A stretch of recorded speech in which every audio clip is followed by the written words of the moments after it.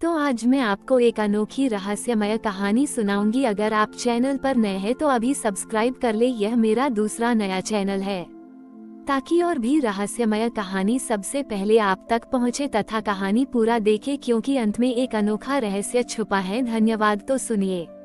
एक प्राचीन और पवित्र नदी के किनारे, जहां से कई तीर्थ यात्राएं शुरू होती थीं, सिद्धक्षेत्र नाम का एक गांव बसा हुआ था।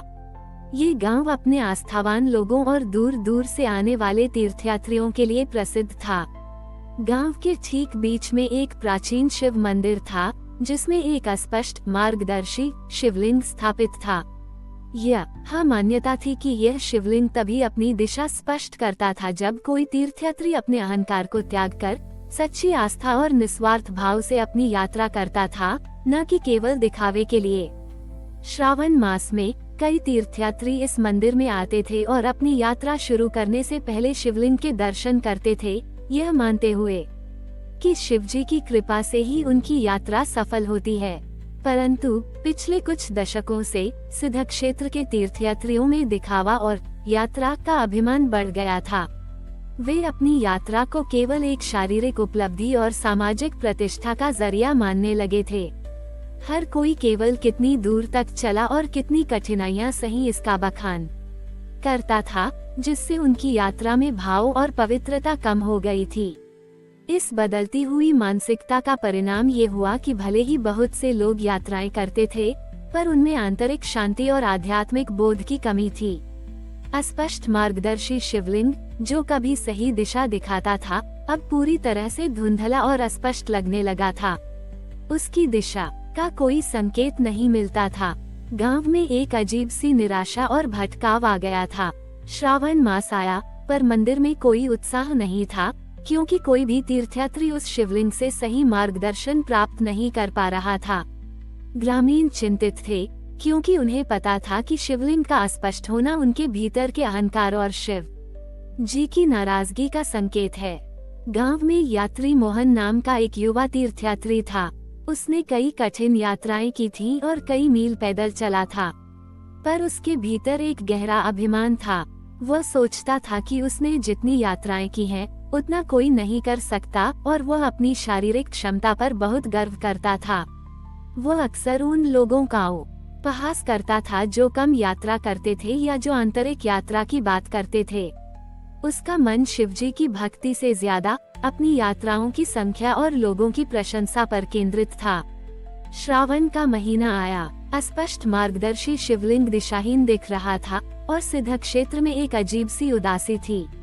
श्रावण के पहले सोमवार की सुबह थी। मंदिर के पास बैठे एक वृद्ध संत, जो वर्षों से सिद्धक्षेत्र की स्थिति को देख रहे थे, उन्होंने यात्री मोहन को अपने पास बुलाया। मोहन को किसी से सलाह लेना पसंद नहीं था, पर संत की आंखों में उसे एक ऐसी शांति महसूस हुई जिसने उसे आकर्षित किया। संत ने शांत स्वर में कहा, मोहन, यह स्पष्ट मार्गदर्शी शिवलिंग केवल एक पत्थर नहीं है, ये आत्मा की यात्रा का प्रतीक है, जिसे केवल बाहरी रास्तों से नहीं समझा जा सकता। यह इसलिए स्पष्ट है क्योंकि तुम्हारे भीतर यात्राओं का अभिमान और आंतरिक मार्गदर्शन के प्रति अविश्वास बढ़ गया है। शिवजी को केवल बाहरी तपस्या से नहीं, बल्कि हृदय की सच्ची श्रद्धा और निस्वार्थ भावना से प्रसन्न किया जाता है। शिवलिंग तभी फिर से अपनी दिशा स्पष्ट करेगा जब तुम अपने भीतर अहंकार और दिखावे के मैल को हटाकर आस्था की सच्ची यात्रा अपनाओगे। संत ने मोहन को एक चुनौती दी।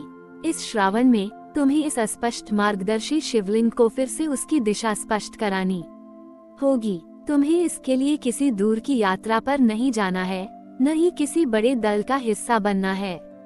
तुम्हें इसे प्रकट करते समय अपने भीतर के अविश्वास, अभिमान और बाहरी दिखावे को मिटाकर शुद्ध प्रेम और निस्वार्थ सेवा का भाव लाना होगा।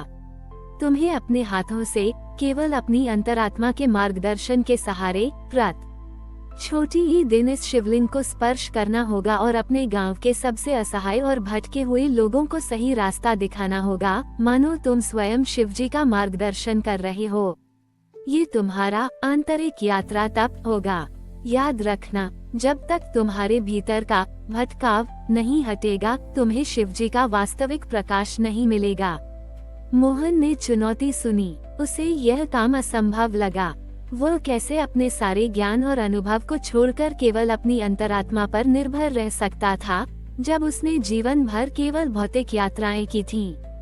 पर संत की आंखों में उसे एक अजीब सा विश्वास और गहनता दिखी। उसे अपने भीतर एक अज्ञात प्रेरणा महसूस हुई। उसने सोचा, ठीक है, मैं ये करके देखता हूँ। अगर मैं शिवलिंग को स्पष्ट कर पाया तो शायद मुझे भी मिलेगा। उसने चुनौती स्वीकार कर ली, पर अभी भी उसके मन में संदेह और अपने अभिमानी स्वभाव की एक छोटी सी छाया थी। मोहन ने चुनौती स्वीकार तो कर ली, पर अभी भी उसके मन में संदेह और अपने अभिमानी स्वभाव की एक छोटी सी छाया थी। श्रावण के पहले सोमवार की शाम से उसने प्रतिदिन अस्पष्ट मार्गदर्शी शिवलिंग के पास जाना शुरू कर दिया। उसने दूर की यात्राओं के अपने सारे नक्शे और यात्रा वृतांत एक तरफ रख दिए। अब वह अपने हाथों से अत्यंत कोमलता और एकाग्रता से शिवलिंग को स्पर्श करता। वह केवल उसकी बाहरी बनावट को महसूस नहीं करता था, बल्कि अपने भीतर की अंतरात्मा की आवाज और सही मार्ग की अदृश्य पुकार को समझने का प्रयास करता था। यह एक अभूतपूर्व कार्य था। एक तीर्थयात्री जिसने जीवन भर केवल शारीरिक यात्राएं की थी, वह अब अपनी आंतरिक दिशा और आध्यात्मिक गहराई पर भरोसा कर रहा था। उसे यह बहुत कठिन लगा। उसके हाथ कांपते और उसका मन अक्सर उसे याद दिलाता कि यह सब व्यर्थ है, क्योंकि उसे कोई स्पष्ट दिशा दिख नहीं रही थी। उसे एहसास हुआ कि जो बाहरी मार्गदर्शन उसे कभी उसकी सबसे बड़ी ताकत लगती थी, वही अब उसे आंतरिक बोध और विनम्रता सिखा रही थी। उसका अहंकार ही उसके भीतर अशांति का कारण था।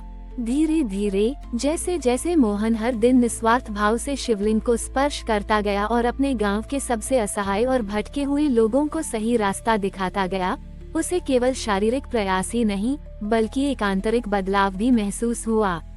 हर सुबह जब वह शिवलिंग को छूता और शिवजी का स्मरण करता, तो उसे अपने भीतर के तर्क के शोर और आध्यात्मिक अविश्वास को शांत करना पड़ता था।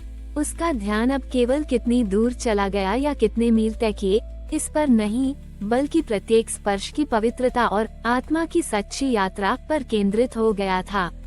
ये सेवा केवल लोगों को रास्ता दिखाना नहीं था, यह उसके आत्मा का शुद्धिकरण बन रहा था, शिवजी को अर्पित एक तपस्या। वह अब किसी को कुछ साबित करने के लिए ये सब नहीं कर रहा था, बल्कि अपने भीतर की शांति और उस पुराने विश्वास के भाव को वापस लाने के लिए कर रहा था। श्रावण का अंतिम सप्ताह चल रहा था। अस्पष्ट मार्गदर्शी शिवलिंग अभी भी पूरी तरह से स्पष्ट नहीं हुआ था और गांव में निराशा गहरी थी। मोहन लगभग थककर चूर हो चुका था। उसके शरीर में ऊर्जा कम थी, पर उसके मन में एक अद्भुत शांति थी जो उसने पहले कभी अनुभव नहीं की थी। एक शाम जब वह शिवलिंग पर काम कर रहा था, तो उसने देखा कि मंदिर के बाहर एक नन्हा बच्चा, जो भीड़ में कहीं खो गया था और अपनी मां को ढूंढ रहा था, भयभीत होकर रो रहा था। उस निरीह बच्चे की परेशानी को देखते ही मोहन के भीतर एक असीम करुणा का संचार हुआ। उसे लगा जैसे शिवजी स्वयं इस छोटे से प्राणी के रूप में उसे संदेश दे रहे हैं कि सच्चा मार्गदर्शन केवल ग्रंथों में नहीं, बल्कि हर भटके हुए जीव को सहारा देने में है। उसने अपनी अंतिम शक्ति से उस बच्चे को धैर्य से समझाया और उसे उसकी मां तक पहुंचाया, इस बार किसी दिखावे के लिए नहीं, बल्कि केवल निस्वार्थ प्रेम और समर्पण के भाव से। श्रावण के अंतिम सोमवार की सुबह थी। मोहन अब भीतर से शांत, विनम्र और सच्चे प्रेम से प्रकाशित अस्पष्ट मार्गदर्शी शिवलिंग के सामने खड़ा था। उसने धीरे से अपने हाथ जोड़े और अपनी आत्मा से निकली शुद्ध श्रद्धा को शिवजी को अर्पित किया। उसने कोई मंत्र नहीं पढ़ा, न ही कोई विशेष तीर्थयात्रा का संकल्प लिया। उसने बस अपने हृदय के भीतर से उस अटूट आंतरिक विश्वास और निस्वार्थ भक्ति की भावना को प्रवाहित करने का प्रयास किया, जो उसने अपने तप और सेवा से अर्जित किया था। और तभी एक अद्भुत चमत्कार हुआ। अस्पष्ट मार्गदर्शी शिवलिंग, जो दशकों से धुंधला और दिशाहीन था, अचानक एक तीव्र उज्ज्वल प्रकाश से जगमगा उठा।